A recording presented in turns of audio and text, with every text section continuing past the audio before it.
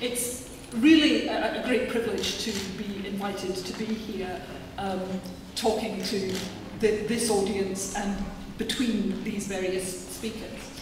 And what Bill had asked me kind of particularly to talk about is our development of the volunteer strategy in Edinburgh and the Compact Partnership in Edinburgh. So what I'm going to give you is possibly more technical and processy than some of the kind of more theoretical things, because what I'm really just going to do is kind of illustrate what we've done, if you like, so kind of bear with me in that. You'll see on this slide, we've actually got two names here.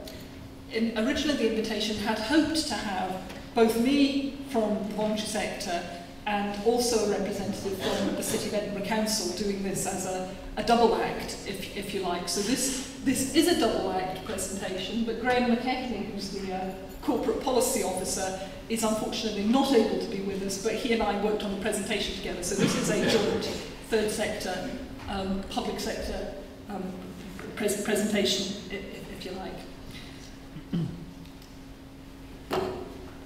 Looking at the compact as a whole, the Edinburgh Compact Partnership is a partnership between the third sector in the city and all of the community planning partners. Now in that context it's the council, NHS, Big Lottery Fund, in its early days it was Scottish Enterprise, before that kind of changed and moved on, the police, and the fire service. So there's quite a kind of, all of the different public partners working together in the city come together with the voluntary sector to develop work to the mutual advantage of the city. And the title, the headline of the compact strategy, which was first developed in 2005, is In Equal Respect.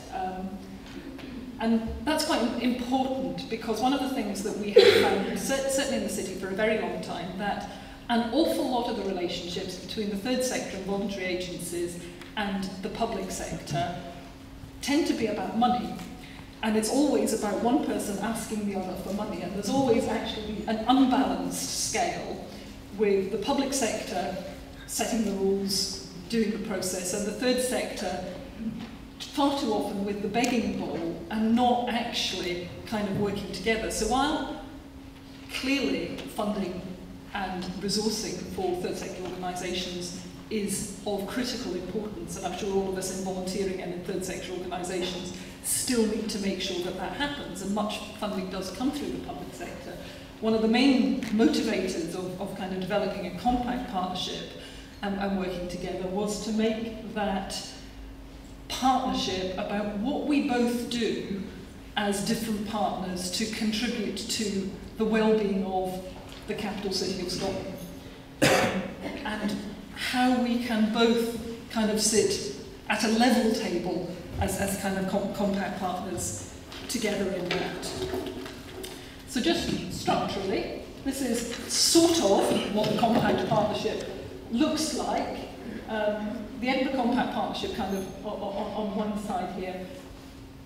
I apologise for not knowing much about community planning structures in Northern Ireland. Actually, I know nothing whatever about community planning structures in Northern Ireland, so if it's different in Scotland, it's different. But we have, basically in Scotland, the public sector and voluntary sector partners are tasked by the Scottish Government with working together to develop a kind of community plan for the city.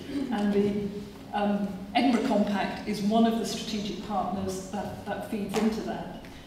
What has recently been developed, there was for a very long time an executive group which was basically the chief executive of NHS and the chief executive of the council as the two biggest public partners kind of working together in the city. What they've recently done, because of how we have developed the Compact Partnership, is put the third sector in that kind of top tier executive table as a beginning of recognition that actually the third sector is vitally important as one of those players. And what David Blunkett was saying about it being a different way of working is quite important there. And so actually having the kind of recognition that is up there is hugely valuable. So moving on to the kind of volunteer strategy bit and what we have actually done and developed. The Compact Partnership in its 2005 said, well, what needs to happen to make these relationships work and what underpinning strategies need to kind of go with that. So underneath the overall Equal Respect banner, there was a volunteering strategy developed, a social enterprise strategy developed, and there has recently been a funding strategy also developed. Having said it's not all about funding, it is certainly still something about funding, so there's a kind of funding strategy being developed in that. The volunteering strategy kind of thought, well, why will we do that? And I suppose I'll give you a kind of illustration. We at the Volunteer Centre, the Volunteer Centre in Edinburgh is the kind of the lead agency for volunteering in the city. We work with round about 800 different organisations in the city who use us as a recruitment agency, and we support and develop volunteering. One of the things that happened at the beginning of the development of the volunteering strategy was somebody came to us. We have an online volunteering advertising service, and if you can't find what you want from our volunteer site, you can self-advertise if you like. And mostly it's people saying, I'd like to do some marketing work, or I'm really good at IT, can you find me an opportunity to do IT? And we then put that around all the organisations. Well, we had just a kind of two-liner from somebody saying, I want to do POI. Can you find me an opportunity to teach POI? Now, I actually had not the faintest idea what POI was.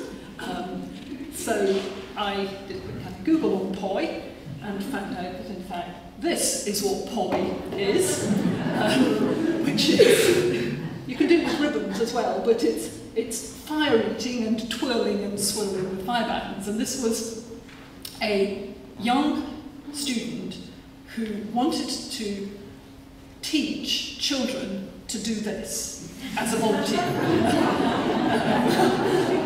Now, interestingly, when this went out, one of our local agencies, the Wester Hales Art Agency in the regeneration area in Edinburgh, came forward and said, yeah, kids would love this, let's do this.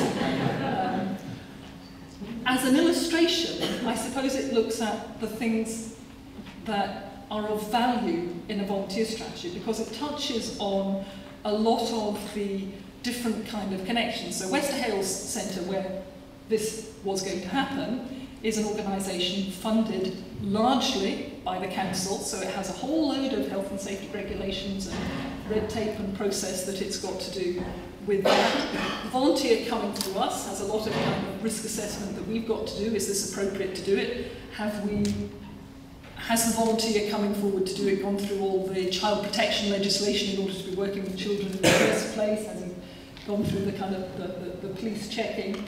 And it's just, I suppose, symptomatic of the kinds of things in volunteering that come up all the time in terms of the different kind of bits of red tape and bits of work together, but where it's really important that putting something structurally in place in terms of developing volunteering and making sure it happens well involves all of us, whether the Wester Hales Agency, the Volunteer Centre, or the council in this case, and the kind of the bigger partners. So important to kind of put it all together.